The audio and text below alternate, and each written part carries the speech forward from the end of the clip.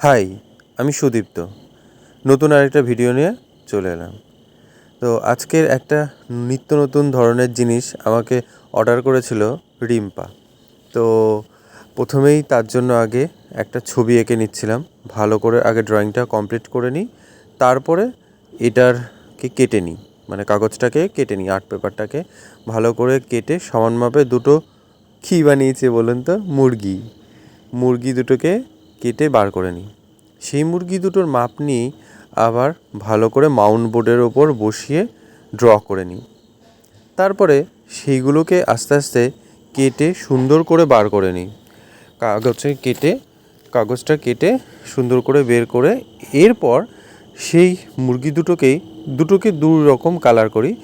একটাকে সাদা আর একটাকে, বলুন তো দেখি এটা কী রঙ, কে বলতে পারে অবশ্যই কমেন্ট করে জানাবেন। তো যাই হোক, দুজনেরই কালার কমপ্লিট পুরোপুরি। এরপর এগুলোকে সেট করার পালা।